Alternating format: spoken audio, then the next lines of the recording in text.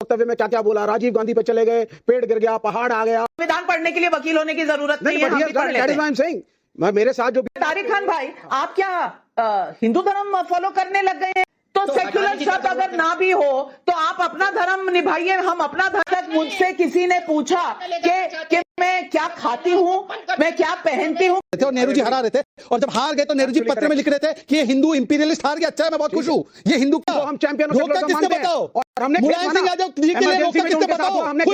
अटल और आडवाणी जी जैसे संगति में बताइए, हमने भी रियलाइज करी। हम आज लालू यादव हमारे साथ हैं, आज मुलायम सिंह हमारे साथ हैं। विवेक श्रीवास्तव जी बड़ी मनोरंजक बातें कर रहे हैं, बहुत इंटरटेनिंग बातें कर रहे हैं, क्योंकि इनकी पार्टी उस समय कांग्रेस की पिछलग्गू बनी हुई थी। और मुझे याद है कि मावलंकर हॉल में पीडब्ल्यूए की एक बैठक हुई थी जिसमें इनकी पार्टी ने सपोर्ट किया था।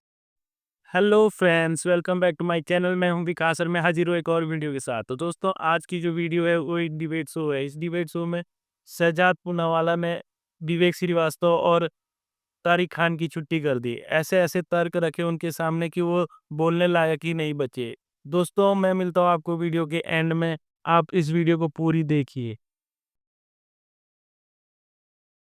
दिन से बेचारे शौक में हैं कि इनकी जो फेवरेट एक्ट्रेस हानिया आमिर से इन्होंने हानिया पनीर कर दिया, अब उनको अलाउ नहीं किया जाएगा यहाँ पे दिखाने। तो आप देखिए ना वक्तव्य में क्या क्या बोला, राजीव गांधी पे चले गए, पेड़ गिर गया, पहाड़ आ गया, चंद्रमा पे कुछ हो गया। अरे भाई, सीधी सी बात है, अंबेडकर साहब ने कहा इस धर्म के अंदर दलितों के साथ कभी न्याय नहीं होगा, धर्म को छोड़ो और बुद्धिज्म में जाओ। उन्होंने ये करा। वो कभी नहीं चाहते थे कि मेजॉरिटी हिंदू धर्म के लोग इस देश को हिंदू राष्ट्र बनाएं। सारे क्लॉजेस, और आप तो वकील हैं, आपने तो पढ़ा है कानून, शहजाद पूनावाला, आपने तो खुद, आपको नॉलेज है, तो राइट टू रिलीजन आप पढ़िए। अगर कोई वकील ना भी हो तो वो संविधान पढ़ लेता है। नहीं, विवेक श्रीवास्तव, संविधान पढ़ने के लिए वकील होने की जरूरत नहीं है, हम भी पढ़ लेते हैं। मेरे साथ जो बीजेपी के प्रवक्ता बैठे हैं, लर्नेड आदमी है और इनको कानून का भी ज्ञान है। मैं इसीलिए इनको पॉइंट आउट कर रहा हूं कि जो आपके क्लॉजेस थे जो अंबेडकर ने दिए, क्या उसके अंदर सेकुलरिज्म उन क्लॉजेस में रिफ्लेक्ट करता है या नहीं? Speak like an advocate today. आज आप बोलिए, right to freedom of religion जो कहता है हमें कि कोई भी कुछ भी धर्म बना सकता है, फॉलो कर सकता है, उसको सरकार। और ये भी क्लॉज है कि the state and the government does not have a right कि आप धार्मिक मुद्दों में किसी एक धर्म का साथ दें, जो आज मोदी साहब और आपकी पार्टी और सरकार दे रही है। यह है कि नहीं है? और सोशलिज्म के भी किसने कहा है कि right to freedom of religion नहीं है? ये आपको कहां लग रहा है कि right to freedom of religion नहीं है, राइट टू स्पीच नहीं है? भाई, आप अपना धर्म निभाते हैं, लोग अपना धर्म निभाते हैं। अब तारिक खान भाई अपना धर्म निभाते हैं, ये कहां नहीं हो रहा है? क्या तारिक खान भाई, आप क्या हिंदू धर्म फॉलो करने लग गए हैं 2014 से? आप मुसलमान ही है ना तारिक खान जी? आप मुसलमान ही है ना कि धर्म बदल लिया आपने 2014 के बाद? नहीं, जिस फ्रीडम की बात कॉन्स्टिट्यूशन करता है, धार्मिक फ्रीडम की भी तो खत्म करना है। और एक सवाल उठता है, आपने कहा कि सोशलिस्ट और सेक्युलरिस्ट शब्द हटा दीजिए, फिर क्या लेके आएंगे? क्या शब्द लेके आएंगे? कुछ लेके भी आएंगे शायद, हिंदू राष्ट्र। नहीं, मैं पहले तो आपसे पूछ रही हूँ, मैं पहले आपसे पूछ रही हूँ कि क्या आप हिंदू हैं या मुसलमान हैं? आपका धर्म जो है, आज आप जिस धर्म में पैदा हुए थे वही धर्म फॉलो कर रहे हैं ना? आप वही फॉलो। ऐसे में बड़ा सख्त लौंडा हूं, लेकिन यहाँ में पिघल कर रहे हैं। हिंदू हो जाए, शहजाद पूनावाला भी हिंदू हो जाए, आप चाहती हैं? नहीं, बिल्कुल नहीं चाहती। तो मुझे तारिक खान भाई ही चाहिए। मुझे तारिक तो फिर सेक्युलरिज्म को खतरा कहां से हो गया? तो सेक्युलरिज्म को खतरा कहां से हो गया? तो सेक्युलर शब्द अगर ना भी हो तो आप अपना धर्म निभाइए, हम अपना धर्म निभाएंगे, कोई और अपना धर्म निभाएगा। दिक्कत क्या है? तो जो लोग 42वें संशोधन को बताते हैं कि मिनी कॉन्स्टिट्यूशन था, बहुत गलत हुआ था, हम मानते हैं गलत हुआ था, आप भी वही करना चाहते हो? आप भी तमाम किस्म के चेंजेस करना चाहते हो? इसको हटाओगे तो लेके क्या होगे? लेके आओगे, फिर क्या करोगे? तभी तो मांगी थी इतनी सीटें, फिर क्या करोगे? मैं बताता हूं ना। हिंदू, या आप लेके आओगे शब्द हिंदू राष्ट्र, और कई हिंदू नेता इसकी डिमांड भी कर चुके हैं। और तब क्या होगा मैं ये भी बताता हूं, तब यही होगा। ऐसे ही कथावाचक नहीं बनने दिया जाएगा यादवों को और पिछड़ों को, ऐसे ही उनका हक मारा जाएगा, ऐसे ही आरक्षण हुआ जाएगा, बराबर नहीं बैठने दिया जाएगा। आज से 1000 साल पहले, 2000 साल पहले, 4000 साल पहले जिस गुलामी में भारत रहा है, ये उस दौर में वापस ले जाना चाहते हैं भारत। बाबा साहब ने आपको एक वोट का अधिकार दिया, सबको बराबर कर दिया। अगर ज्योतिबाई फुले ने 1848 में महिलाओं के लिए पहला स्कूल न खोला होता और इतनी बड़ी क्रांति ना होती, बाबा साहब ने महिलाओं को बराबरी का अधिकार न दिया होता, तो आज शायद आप यहां ना बैठी हो। तो मैं अफसोस के साथ कहता हूं, उस दौर में शहजाद पूनावाला और दत्ता साहब भोसले हमको वापस ले जाना चाहते हैं। आपको अपने अधिकार के लिए लड़ना पड़ेगा। मैं चेतना आपकी जगाना चाहता हूं। आप अपने आप को जगाइए, मुझे मुसलमान होने के नाते मत जगाइए। पता नहीं कहां की बातें लेकर आ रही हूँ। मैं अपनी योग्यता से यहाँ तक आई हूँ। ना मुझसे आज तक किसी ने धर्म पूछा, ना आज तक मुझसे किसी ने मेरी जात पूछी, ना आज तक मुझसे किसी ने पूछा कि मैं क्या खाती हूँ, मैं क्या पहनती हूँ, किसी ने नहीं पूछा मुझसे। तो आप इस बात को छोड़ दीजिए।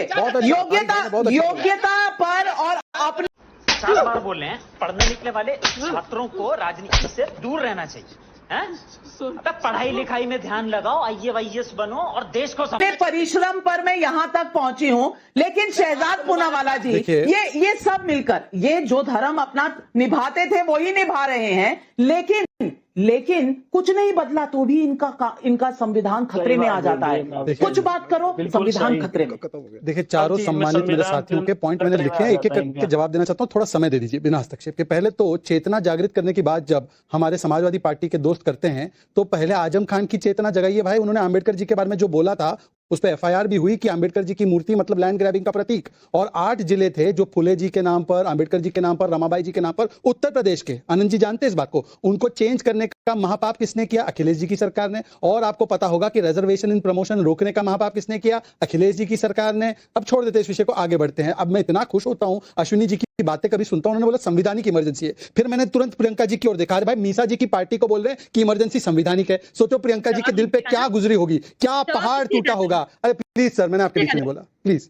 प्रियंका जी बेटी का नाम मीसा रखती हैं और वहां अश्विनी जी ज्ञान दे रहे हैं कि संविधानिक इमरजेंसी थी। अच्छा, अश्विनी जी का इतिहास का ज्ञान बड़ा गजब का है। अश्विनी जी के हिसाब से हम लोग जो है वो संविधान विरोधी थे, पर इसीलिए हमने दो चुनाव, नेहरू जी ने अंबेडकर जी को हराए, उसमें दत्तोपंत ठेंगड़ी, आनंद जी से पूछ लीजिए, उन्होंने लिखा है इसके बारे में। RSS के कार्यकर्ता उनका प्रचार कर रहे थे और नेहरू जी हरा रहे थे। और जब हार गए तो नेहरू जी पत्र में लिख रहे थे कि ये हिंदू इंपीरियलिस्ट हार गया, अच्छा है मैं बहुत खुश हूं, ये हिंदू कम्युनलिस्ट हार गया, मैं बहुत खुश हूं। ये नेहरू जी के कृत्य है। चले आगे बढ़ते हैं। अब आते हैं विवेक जी पर। विवेक जी देखिए, आप बहुत सम्मानित मेरे मित्र भी है, पर आपने जिस प्रकार से सिख नरसंहार का मजाक उड़ाया, पेड़ पहाड़ पौधे गिर गए, इस प्रकार से आप नहीं बोल सकते, पहली बात। दूसरी बात, मैंने आपको स्पेसिफिक पूछा, नंबूदरी पाद ने बोला था कि मैं संविधान को ऐसे जैसे वो सुसाइड बॉम्बर डिस्ट्रॉय करते ना, मैं डिस्ट्रॉय कर दूंगा अंदर से। आपका क्या विचार है इस पर, बोलिए ना जरा। और सबसे पहले नेहरू जी ने 356 का इस्तेमाल करके दुनिया की पहली चुनी हुई कम्युनिस्ट सरकार, सुन लो बच्चों, इनकी सरकार कम्युनिस्ट चुनी हुई, उसको फेंक दिया निकाल के, और ये यहाँ पर नेहरू वंदना कर रहे हैं। मतलब समझ में नहीं आता कि मीसा जी की पार्टी जो है वो कांग्रेस वंदना कर रही है, ये वो है वो नेहरू जी की वंदना कर रहे हैं। समाजवादी पार्टी जो मुलायम सिंह यादव को जेल में भेजे वो इंदिरा वंदना कर रहे हैं। समझ ही नहीं आ रहा क्या हो रहा है भाई। शहजाद मेरे चमत्कार तो देखिए। भाई मजा आया, और मैं ये जो मजा है हिंदुस्तान के हर व्यक्ति को देना चाहिए। 4 में वही लेफ्ट सरकार खड़ी कर देता है, वही CPI।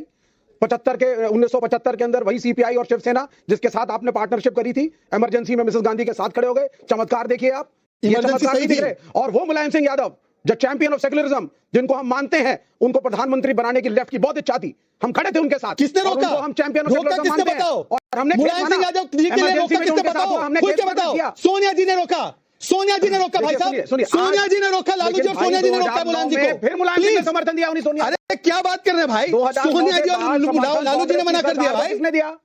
तो आप हमारी दोस्तियों में ना पड़े। इंडिया अलायंस की दोस्ती तो थी, है और रहेगी। आपकी दोस्ती तो आप ही को इमरजेंसी अपवाद था, जरूरी था। अमेरिकन फंडिंग आ रही थी, देश डिस्टेबलाइज हो रहा था। लालू जी फंडिंग ले रहे थे क्या? 95% लालू जी और मुलायम जी ले रहे थे आंदोलन को नीचे से संघ देश को डिस्टेबलाइज कर रहा था। हमने खेत प्रकट किया मुलायम सिंह के लिए, छोटी सी बात, हमने खेत प्रकट किया छोटी सी बात, और उनको समर्थन दिया। छोटी सी बात, वन लाइन विवेक जी, वन लाइन जी। आपने बोला फॉरेन इंटरवेंशन, फॉरेन पैसा आ रहा था इमरजेंसी में, क्या लालू जी और मुलायम जी फॉरेन का पैसा लेते थे? मैं क्या करूं, फिर जॉब छोड़ दूं? यंगस्टर्स, वो गलत संगति में आडवाणी जी और अटल जी के पड़े। अटल और आडवाणी जी जैसे गलत संगति में बताइए। हमने भी गलती रियलाइज करी। विवेक श्रीवास्तव, आपातकाल में ये लोग गलत संगति में आ गए थे। बाहर का पास पैसा आ रहा था, उनकी सारी गलतियां माफ। यहाँ पर एक चर्चा के लिए अगर कुछ कह रहा है कोई, तो उसे फांसी पे टांग दो।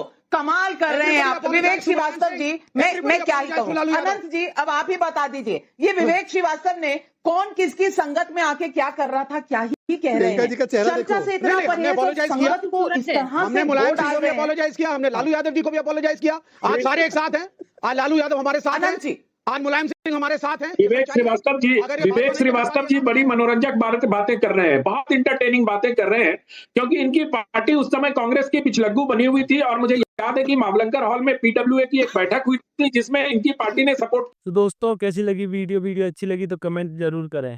साथ ही दोस्तों शहजाद पूनावाला के तर्क कैसे लगे और विवेक श्रीवास्तव जी की बोलती तो आर्टिकल 356 जब सबसे पहले नेहरू जी ने लगाया था तो कम्युनिस्ट पार्टी को ही, उनकी सरकार को ही बाहर किया था। और साथ ही तारिक खान की तो बोलती बंद हो गई नाविका जी के जवाब सुनकर। आपको कैसी लगी वीडियो अच्छी लगी तो लाइक करें, शेयर करें और मेरे चैनल को सब्सक्राइब करना ना भूलें। साथ ही दोस्तों मैं मिलता हूँ आपको अगली वीडियो में, तब तक के लिए जय हिंद, जय भारत।